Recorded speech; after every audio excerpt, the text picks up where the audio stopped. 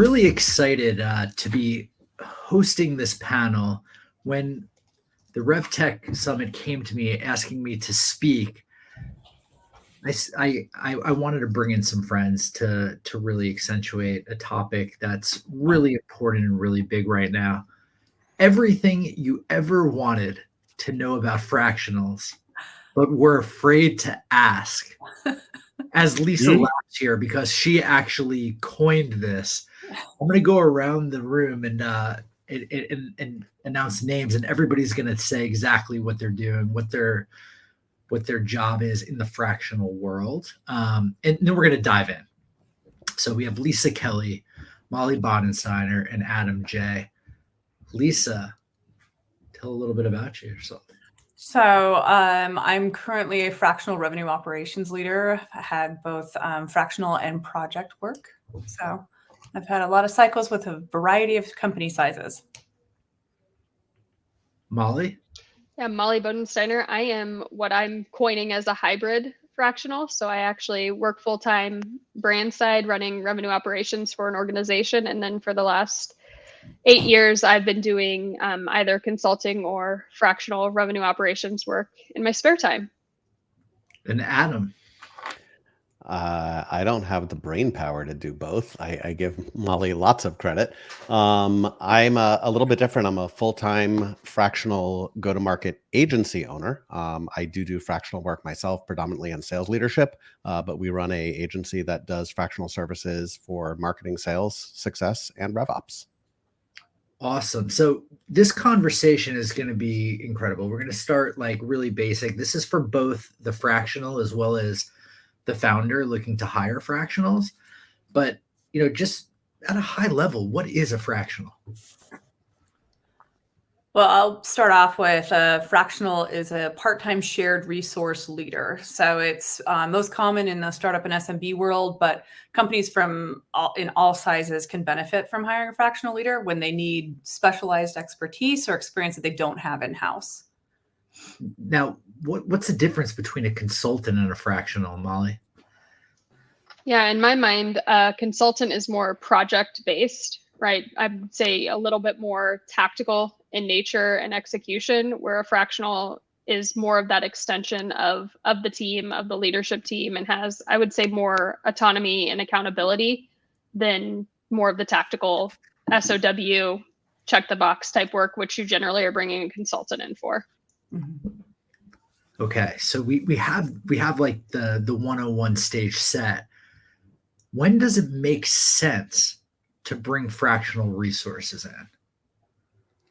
When doesn't it is probably the better question. But I think that if you, if you are a smaller company, is predominantly who we work with, and you don't have the in-house resources to build, scale, create processes, and really dig into what's working or what's not, it likely makes sense to bring in someone fractional.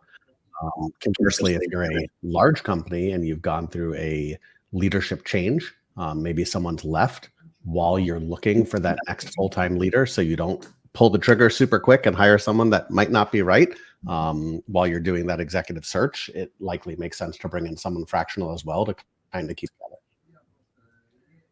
What have you all seen, Molly and Lisa, that you'd add?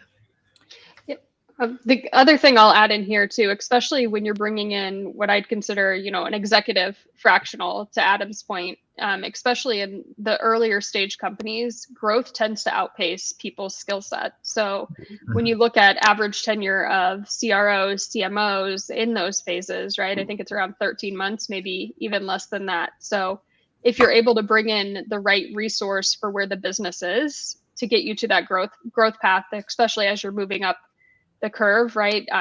There's definitely a higher ROI, speed to market, speed to results by bringing that expertise directly in versus, potentially bringing somebody in who the growth is going to outpace their competency and their skill set, and you're going to be on the search again. Yeah, and I would just add, anytime that you need flexibility as you scale, a fractional resource is an incredible person to be able to do that, because they can shift what they're focused on at any given time. Another time that I've had a few clients that have needed some help with change management. So fractional leaders often come in and are driving a strategic change within a company, and you develop really good muscle memory on change management, what communication needs to happen, what leaders and other resources need to be in alignment and rowing in the same direction. So change management is a big part of it as well. Is there ever the need to bring in a fractional when you already have like a senior leader for something?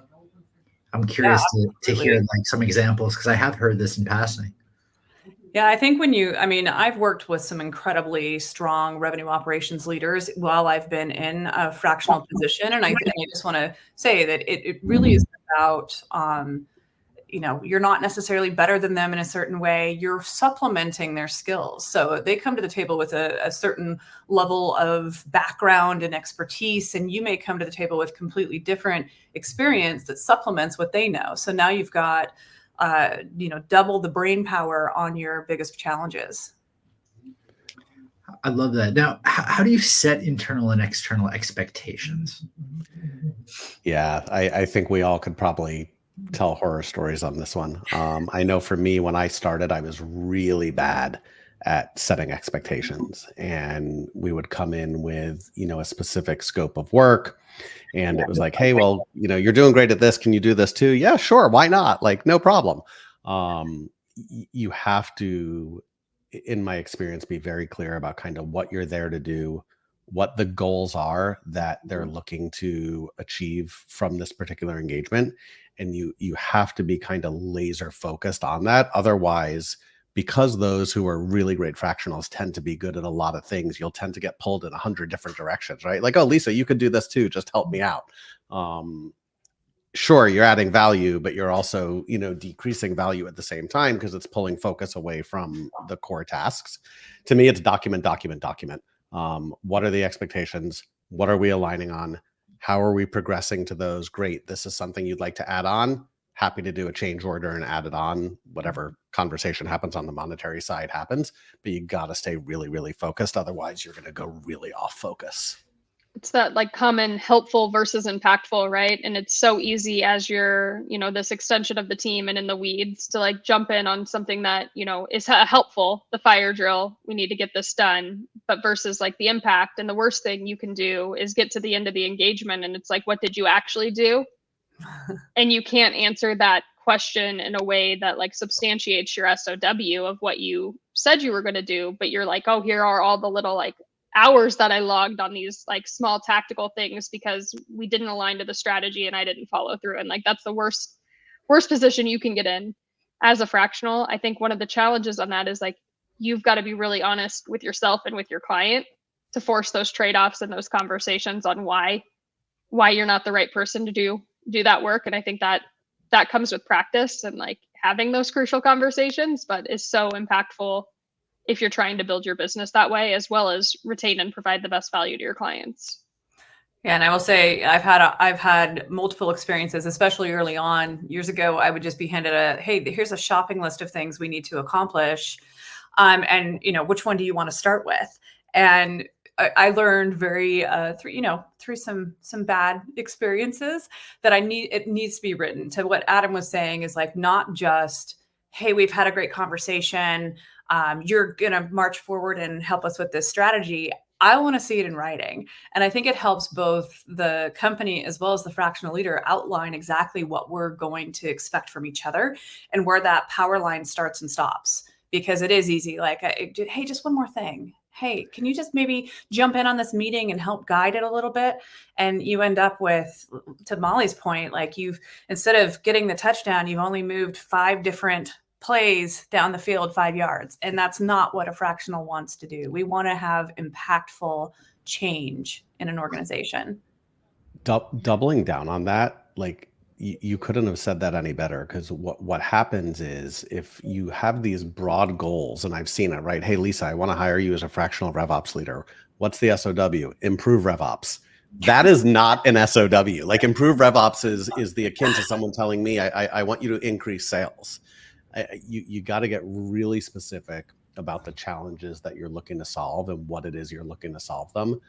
Another thing that I learned the very hard way And Lisa, you talking about meetings reminded me of it. You got to get very clear on what meetings you're going to attend and what meetings you're not. We had signed a client that, in our fault in discovery, we didn't find out they used EOS. And if anyone's ever used EOS, it's an awful lot of meetings. And we then are there 2 weeks and they're like, great, we're going to add you to all of our EOS meetings. They're 90 minutes a week and there's another 90-minute prep session. Like, what do you do? So you got to be very clear about what you're doing, what meetings you attend, and I also be very clear about what things I'm going to say no to. And it's not because I'm trying to be an a-hole. It's so I could be really focused on why you hired me and hitting the objectives versus, to Lisa's point, coming in and running a meeting for you. Yeah. I've gotten very good at saying no. It sounds like managing up, so to speak, is probably one of the core competencies you need to have. Yeah. Right. And I think to piggyback on that, right, it's the communication expectation too. So, if you're in this role, you can't be in every meeting. So it's like, how do you make sure the cascade of information and decision comes down the right way for you to be effective as well? Because the last thing you want to do is spend time building out this strategy, preparing on something, and they've pivoted and it hasn't cascaded as well. Yeah, I've had engagements where you find something has fundamentally changed, that it changes the scope of your engagement, but you weren't aware of it, right? Because that meeting happened with product and you weren't there. So that's where you have to really work with your resources internally to help them understand what information needs to be cascaded to you. And I've found that things like Slack, being on a Slack group and paying attention to some of the shared Slack groups within a company is really helpful, which I will admit makes Slack a little bit noisy because I have currently 5 different company Slack groups in my Slack. So you're like constantly bouncing back and forth. But at the same time, when it's quiet at the end of the day, I can go back and look and say what was sent out in this Slack group that is relevant to what I'm working on. Now let's take a pivot and point of view from like that of a founder or internal revenue leader at any stage company. What are some signs, like telltale signs, that, hey, maybe it's time for a fractional leader to come in? I think we called them out somewhat earlier, like a need for specialized experience that doesn't exist within your organization, holding down the fort, right? You need someone that's in an interim role to help you bridge the gap until you have a full-time person. Your early stage, undertaking a strategic change, and you need that expertise and support because it's not something that you've done before. Flexibility, and I think the other piece is what I mentioned before with the change management. But if you're just not hitting numbers, is it time for a fractional? No, and no again. And while I would love to get hired by every company who's just not hitting numbers is not a sign that, oh my God, everything's on fire leadership and bring in someone fractional. Like, it's, to me, and in the place the space that we play in, it's already been a long day. You need a fractional when you don't have folks on your team who have the skill set to hit the objectives and milestones that, for us predominantly, that's really building the foundation, right? There's not a lot of great sales leaders, revenue leaders, marketing leaders out there who have built from the ground up. So bringing someone in to really establish that. So when you do get hired as that first-time VP of marketing, first-time VP of sales, first-time VP of RevOps, where you don't have the experience that Molly, Lisa, and myself have, you don't walk in and you're like, oh my God, there's nothing, I have to build this. It's very different to tweak and scale than build and put systems and processes and tools in place that allow that first-time leader to do what they do really well, which is tweak and scale. Otherwise, you're setting those leaders up for failure because they're going to come in and you sell to them like you sell to an investor and tell them that everything's amazing and wonderful and great. And don't worry, Lisa, we have all these great RevOps tools, but none of them are set up. We signed a contract, but we've never connected anything. Yeah. Or we have no process and have no idea what we're doing and can't enable, right? But like, we got the tool, so check that box. Yeah, and it happens all the time. So yeah, we kind of went over some signs that you're not ready. Oh, actually, let's unpack that a little more. Like, what are some signs that you're not ready? Like, it's more I than think, just not hitting numbers, perhaps. yeah. So the sign to me, signs that you're not ready, right? Like I think about specifically when you're transitioning from founder-led sales, right, to actually being a founder. Like if you're not going to give it up and you're not going to relinquish control to some regard and like autonomy, like you're not ready to even hire a full-time person, let alone bring in a fractional. And you're just going to create a roadblock between moving forward and staying stagnant. Yeah. Good call out. We mentioned it earlier, but the lack of a clear objective, like we just want to be better, whether that's like better sellers, better, more efficient in our revenue operations. If you can't articulate what success looks like, then it's not going to be you're not ready for a fractional leader.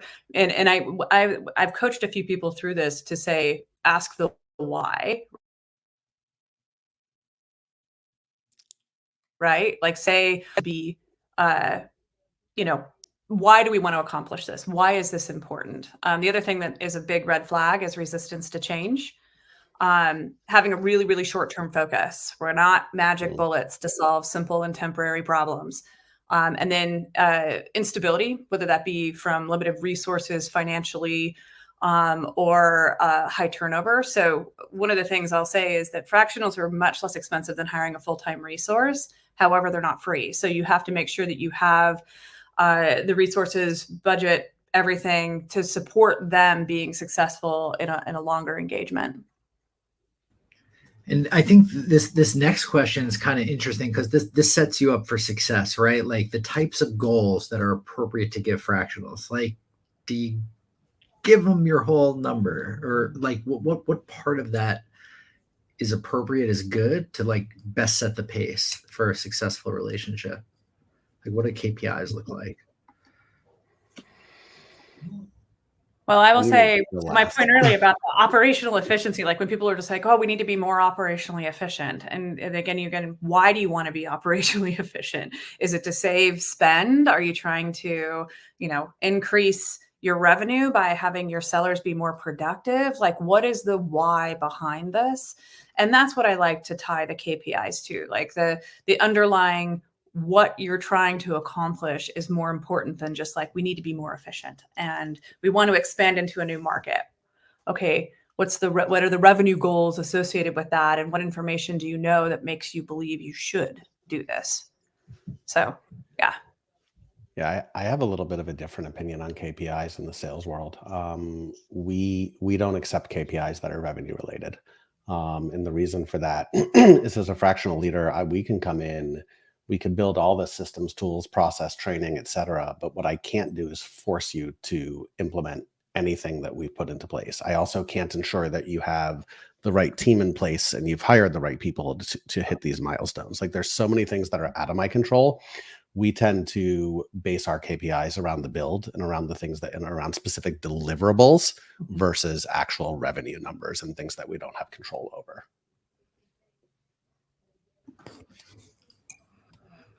And that seems to go well towards generating revenue when they fall in line, right? I mean, in an ideal world, if we build this right, if the process is followed, revenue should go up and to the right. I think one of the things that, and I don't want to get ahead, but that we didn't discuss is, like, when you hire that fractional leader, for it to work properly, they need to be an extension of your team. You can't have your team view them as, oh, Lisa's just some consultant who's here building our RevOps processes. Because then when Lisa goes to actually enforce some, systems and processes around why you need to do it, it's, well, Lisa doesn't work here, so it doesn't matter. Well, that's why it's optional. Your needles, right? That's why your needle's not moving up and to the right, and then you're wasting a whole lot of money. It's got to be communicated to the team that we are part of the team. And if we ask you to do something, it's the same as the CEO asking. And then it's also on us to make sure that we have the executive buy-in of them reinforcing what it is we're asking as well. It's got to come full circle. So, you bring up an interesting point, like doing like leading indicator KPIs versus like, hey, set up Salesforce and make it more efficient. Like, that's a little more objective. When you set up the leading indicators and the team executes on it and the goals aren't hit, how do you recalibrate? The goal's always hit. It can't be. It can't be. I wish it was that simple, as the goals always being hit. I think this goes back to what we discussed earlier. It's just setting clear expectations. I tell clients up front, like, listen, we're not going to hit every single milestone. Like it's not realistic. Your deliverables will be hit, but the milestones that we're striving for might not be hit. And frankly, your deliverables might not be hit if we don't get the buy-in, the access and things that we need from your team. And that's for me, that's included in all of our agreements, right? Like we have clauses that are like, if we don't get A, B, and C, you can't penalize us for X, Y, and Z. Mm-hmm. But it's the expectation setting, Jared. It's being very honest from the beginning of like, great, you want to hit this. This is what we need to do that. These are the risks to it. And this is what happens if we don't hit it.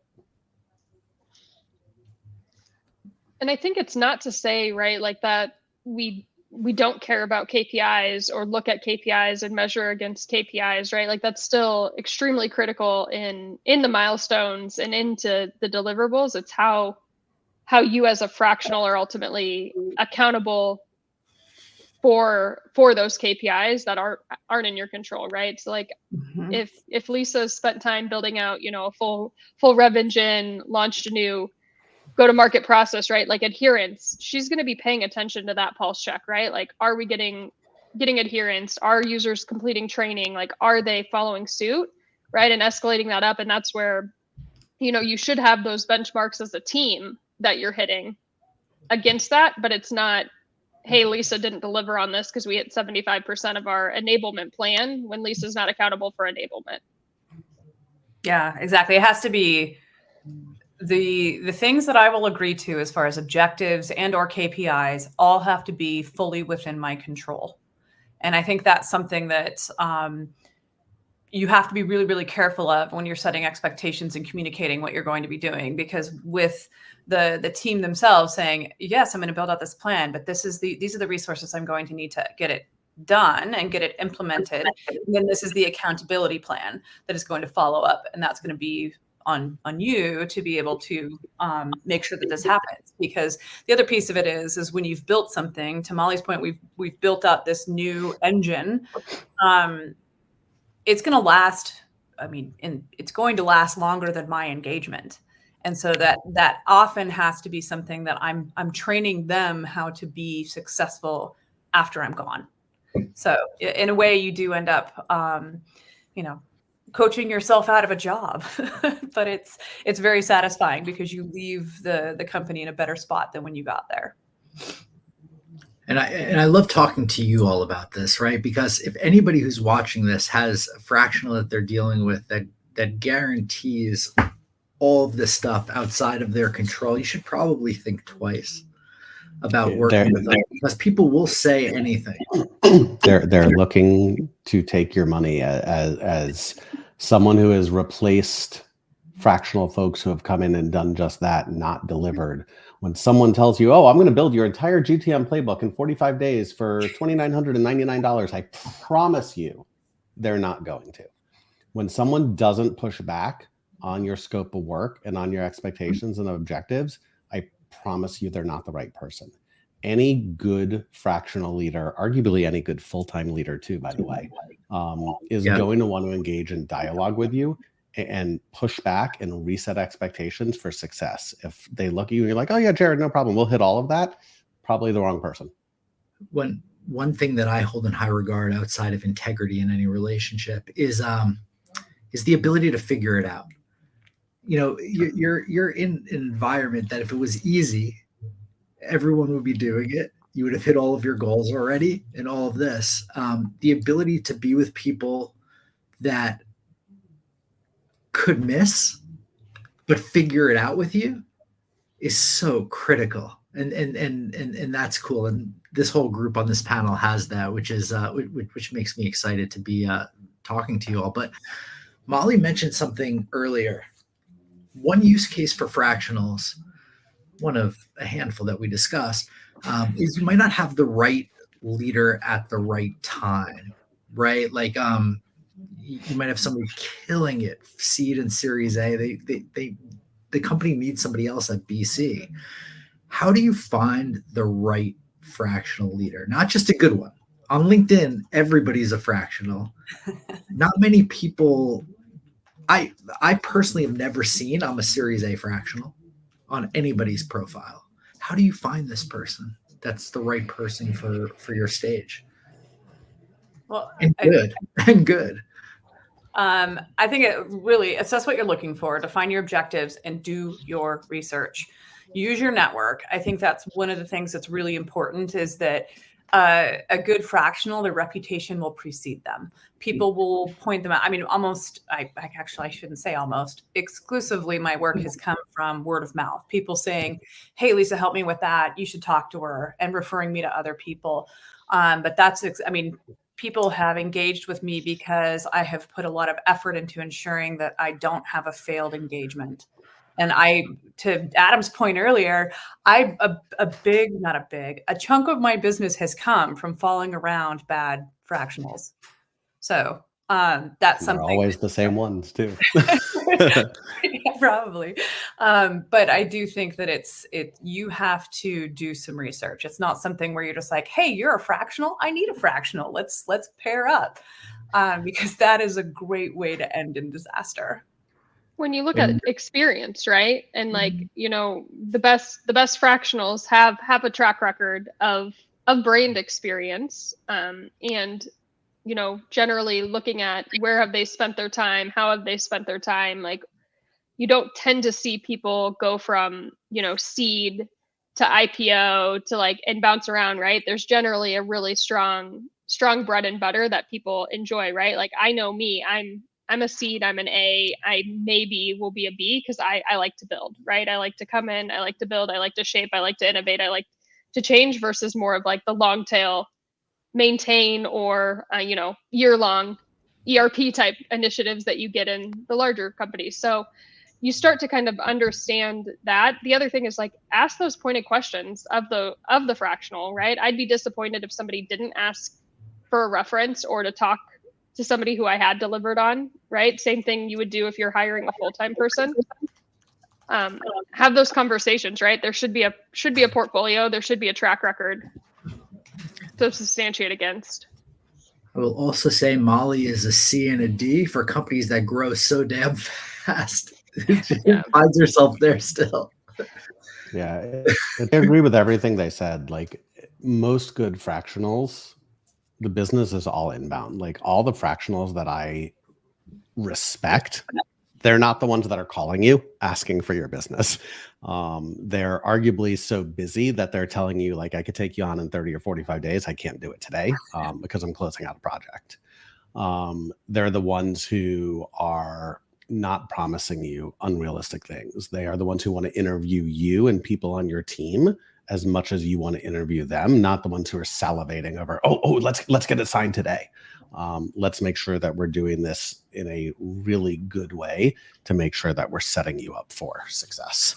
They're also the ones that will push back, right? Like, and that's one thing, like I say no to a lot of work because I know I won't be successful. And that's where, you know, I do make the recommendations and I make the referrals there, and that's where network comes in. But like, sometimes that's going to happen in that search, right? I know that there's a big market of fractional that we're seeing today. And so I think it's being like really mindful of kind of all the fish in the pool and how you're going fishing. That's a really bad analogy, but that's about all I got. You know, before we change some of the scaling technology and stuff, like curious, what advice would you give to people considering being a fractional leader? And you know, before you dive in, including the person that might have just lost their job and is in the market for a new one, but they have time to kill. That person is, I mean, again, I get on this one, right? Because like what's going to happen with that person is you're going to find a full-time job and you're going to hurt yourself in a bad situation. Either you're going to be double booking and trying to do multiple things at once and you're going to fail on both ends, or you're going to have to make some tough decisions. So it's like, when I think about people who are considering being a fractional leader, it's like, why, right? Yeah. Like, why are you considering being a fractional leader? What does this mean? The other, and I'm going to let you guys chime in here because I'm going to not soapbox, but the other thing is, like, you are ultimately running a business when you are being your own boss, and it's taxes, it's payroll, it's several things that you have to also consider when it comes to your capacity, how you spend your time. You are your sales team, you're your marketing team, you're your CS, your accounting, you're your finance, you're all of those things. And like, if you're not prepared to do those things on day one, and like, you're not a person who's organized and able to do those things, like, this might not be the right fit. It might be you should join an agency. And that's where you should start to get that experience. Yeah. So I'll let other people chime in there. Yeah, I will say that there's pros and cons to being a fractional. And if you don't take the time to sit down and think about them, you are building a business. You've got to worry about, getting LLC set up, liability insurance. You've got to deal with all the things that go with being entrepreneurial. So it's not something you just dip your toe in the water of. And then you've got to look at your taxes completely change, and the things that are write-offs for your house, et cetera. You've got to be really conscientious of that and ensuring that you're keeping track of things that you haven't had to before, right? Like, if you're a full-time employee, you've probably taken a few pictures of receipts and submitted them to Expensify or some other software, where now you've got that receipt. Now you've got to make sure that you've tracked it, what you did, who was there, everything, because you've got to either give it to your accountant or you are your accountant. So that's the other aspect of it. But I think, other than just considering the pros and cons, understand your expertise and don't accept every opportunity that comes your way. Both Molly and I have turned down a lot. And I think I just said Jay. Everyone does it. I won't even correct you. Adam and I have had that conversation about the fact that, like, we're not a great fit for all things. Like, there's things that Adam does really well and businesses that he fits really well in that Molly and I may not fit well in, or vice versa. So you're creating a brand, and a single failed engagement will deeply hurt your brand. There are people that I will say, do not hire them, because I've watched them have failed engagements. And so the other part of that is build a strong network and know who's good and who can refer you business. Adam knows what I do well. Molly knows what I do well, and vice versa. And so we can flip things between each other and say, hey, this isn't good for me, but it might be great for you. So build your network.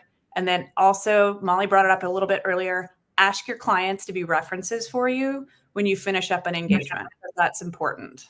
Before you finish up an engagement. Yes. So I tell every client, to piggyback off what Lisa just said, I have two goals here, right? Like, a lot of boards have a big concern with fractionals of, oh, they're not going to be as invested in your success. And I'll push back on that, because my business depends on your success. I have two goals with this engagement. Number one, to make you happy. Number two, to make you happy enough that you're going to leave me a 5-star video review, and you're willing to be a reference for anyone that I want to send your way. If I don't hit both of those goals, I have failed. And to Lisa's point, you might get away with one failure for reasons outside of your control. Once it's more than that, word spreads very, very, very fast that you are not great at what you do. And for us, like, our ethos is to help founders extend their runway as much as we can and to decrease their dilution. And I take it very personally when someone spends money on a fractional leader who is not great, and they have burned 50, 75, 100, upwards of $200,000 on a poor engagement that someone now needs to come in and unwind to do things the right way. You got to be really good at what you do. Don't get into this as a stopgap. It's not a stopgap because you're in between jobs and you think, oh, I'll just go be fractional for a month or two and then get a gig. It is arguably harder than any full-time position you've ever had. It takes a different skill set and a different attitude, because as Molly said, like, you're running a business. It's not, oh, I'm going to pop into, proven revenue and be the fractional revenue leader. Like, there's a whole business that we're running behind the scenes, right? To your point, sales, CS, marketing, accounting, legal. Like, there's so many things you have to do that you just don't expect to have to do. And if you don't structure yourself properly, you're putting yourself in a position to ultimately see a lot of hurt financially, professionally. Like, you're a business, not a person. Yeah, and I think as somebody who came through a professional services organization and did several years working for consulting firms, right? There's such a soft skill that comes to this that, like, if you haven't done those things and you've only worked with one company full time, and then you switch and you now are working with 2 or 3 or 5 or 10 companies full time, like having the right soft skills in terms of like time management, communication, organization, context switching, like those are the key just internal operational pieces that you need as a fractional to set yourself up for success too. So that's where I think if you haven't done it and you're not ready to do it and you're thinking through it, like I mean, not to say like you might consider joining an agency, right? To start being able to learn more of the consulting skills before you're trying to manage the business skills. The context switching is harder than anyone can ever tell you. I struggled with it for a long time because remember, your clients are all going to be different, right? You might have a tech client, you might have a print client, you might have a whatever client. It's very different to go from working on something in, you know, B2B SaaS to D2C to commercial printing and everything in between. Like you have to get your mind in the right space, and it takes time. But we'll make it simple on you all. If you need a suggestion for your business or to learn, you could reach out to anybody on this panel. I won't be able to teach as much as the other ones, but I'll be able to introduce you to just as many folks as well, and in the Rev Genius and Rev Room community. But you know, going towards like the technology aspect, and this is spectacular. Like, thank you all. I'm learning so much from you as always. But in what ways has revenue technologies transferred traditional revenue streams for fractional businesses and employees? Are there new revenue models emerging as a result with fractionals?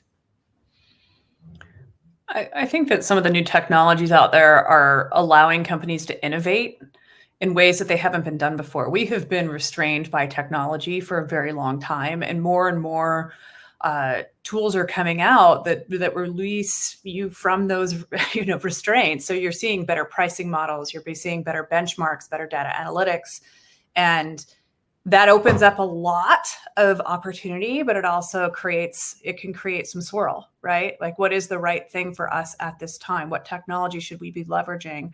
Because if you just release the gates on everything within your go-to-market, it's gonna be chaos. So, yeah. I think to Lisa's point, there's a ton of new technologies out there, right? And I think the majority of them make it easier for us to do our jobs. They also make it easier for companies to predict revenue and scale appropriately. What you want to be careful of, going back to bad fractionals, everyone's a influencer right now or a strategic advisor right now.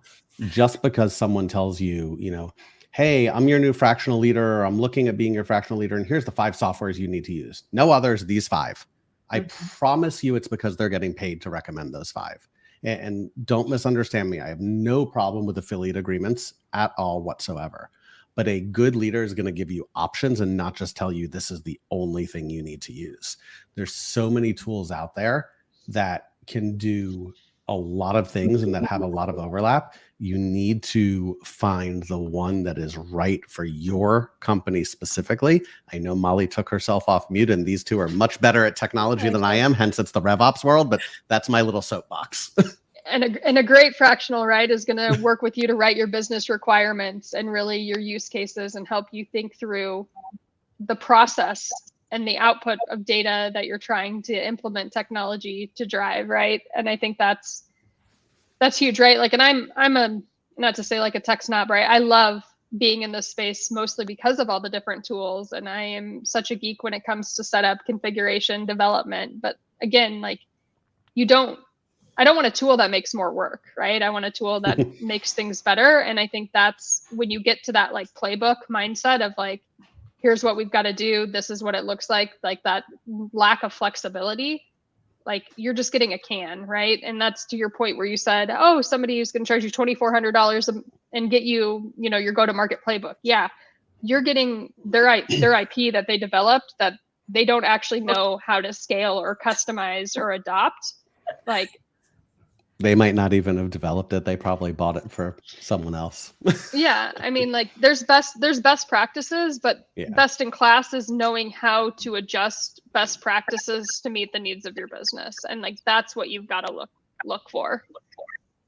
Yeah, I will say that what Adam said earlier about everyone's an influencer, and I think there's a shock factor going on. I see it a ton on LinkedIn, like, this is the right way, challenge me. And it's really funny because I just kind of roll my eyes every time, because you're probably right. In some of the cases, that is the right answer. But the reality of it is, there is no one size fits all. There's no perfect tech stack.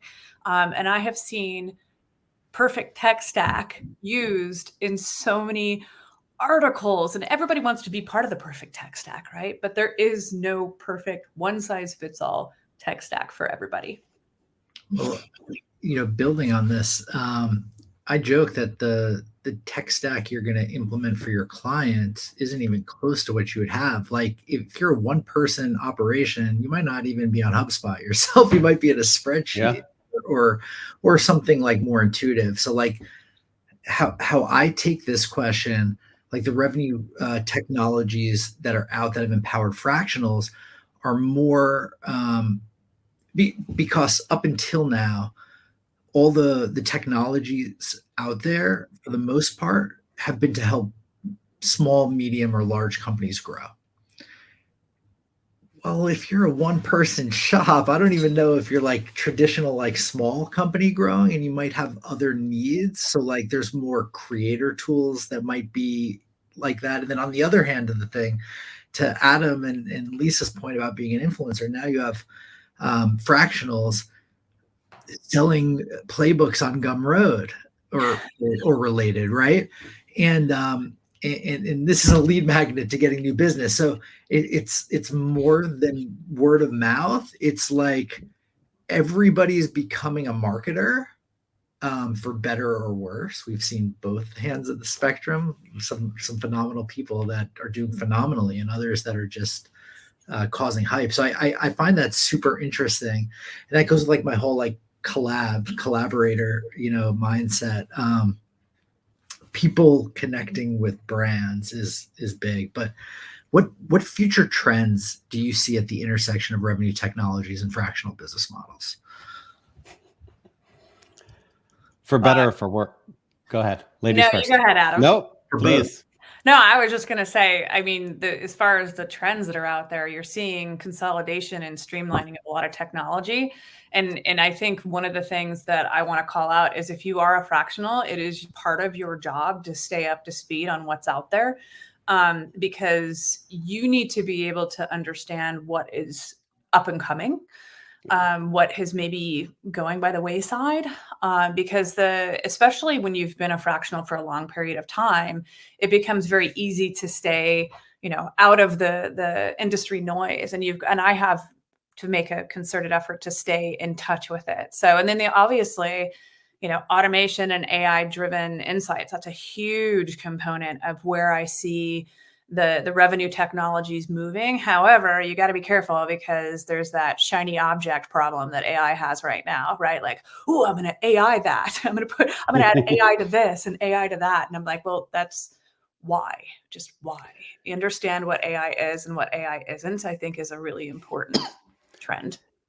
It's so important, and that's where I was going. For better or for worse, AI is here. We were talking with yesterday who in their product built this like AI ask a product name, whatever it is. And like we asked them, like, so what's the purpose of this? Like, what's it supposed to do? And Molly already knows the answer by the smile on her face. It's like, well, we have to have AI. Well, do any of your customers use it? No, they're actually asking us to turn it off. Then why do you have it? Everything can't be fixed by AI. I definitely think you need to be aware of AI and know where to use it and how to use it. So I definitely think that that's a trend. Consolidation for sure. And I think ultimately what you're going to start to see is what I'll call like technology marketplaces, where as a fractional leader, you can have your kind of good, better, best package that you can recommend to people based on the various parts of their business. That could be not plug and play because you still have to configure them, but like here, based on A, B, C, or D, this is the suite we would recommend you. I think that's coming a lot sooner than we think. Yeah, the other trend that I'm seeing, which maybe is like less of the technology, right, and more of maybe the go-to-market motion, is the partnership kind of ecosystem that's coming in place of like not only just the co-selling, but like back to like where do we complement in some of these tech pieces to augment maybe gaps in certain like feature and functionality and like that type of alignment coming in. So those are some of the things. Like partnership has been kind of a huge, I'm not going to say buzz because I don't actually think it's a buzz. I think it will stay and I think it will resolve. I just don't think people know how to co-sell right now and how to actually run partnerships the right way. Agreed. So how critical is data analytics and optimizing revenue for fractional businesses? And what technologies are being used to analyze and predict revenue patterns? Well, the first part of that question is how important is oxygen to living? Yeah. So data analytics for optimizing revenue is absolutely like a core of what I do anyway. I don't know how you optimize revenue without it, right? Yeah, exactly. That's why I'm like oxygen. But I think that the technology is being used to analyze and predict revenue patterns.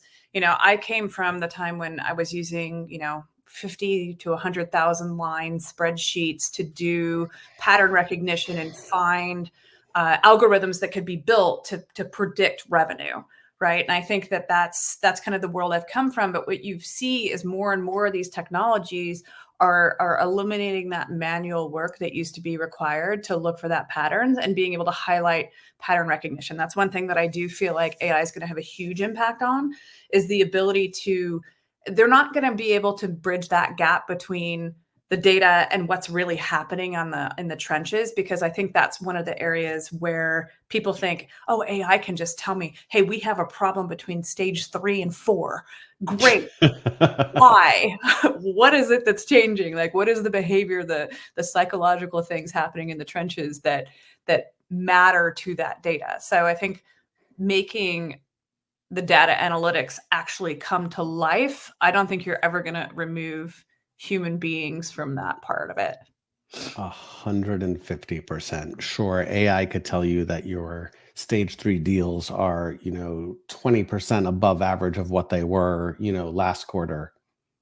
Not going to tell you why. It's not going to tell you what's going on with the people. It's not going to tell you, even with all of the great conversational intelligence out there, it's still not able to really get to the nitty gritty.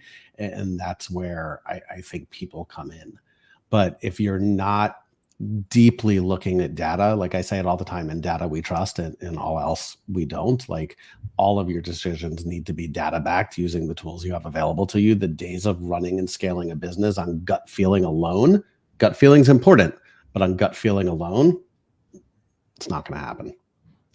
Well, being devil's advocacy in support of AI, what if AI intook holistically 360 data from every person, so understood all aspects of your life, from the delay in flights to your partner going into labor to everything? Do you think it could? Do you think there's a world where AI could have as much power as a human? So you're going to get me down the Skynet pathway. I feel like I'm in like Black Mirror right now. In your head, just from us. Yeah, I will remove myself because I have some strong opinions on getting AI too much power. So I agree. So, onward, how can fractional businesses scale their operations with technology? What are some of the key factors in success of scaling it? Well, I think it depends on the business model of the fractional business. Adam's running an agency, right? His model of scale looks vastly different than, hi, I'm Lisa. Sometimes I want to go back to, hi, I'm Lisa. So I think it's a total. I'm going to introduce myself as Lisa for the rest of the day. You can, it's fine.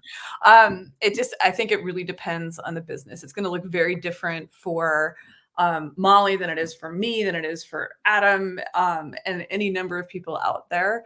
But I think when I purchase something, when I purchase a piece of technology for my business, I ensure that it's not a single use case thing, right? Like, I have workflow software, right, that I can't live without because I'm a RevOps person. Like, I have to be able to build a flow chart and hand it to you because it just makes me happy. And different tools like that, like even things like the Google Suite, like people looking at that and saying, I need this to operate my business.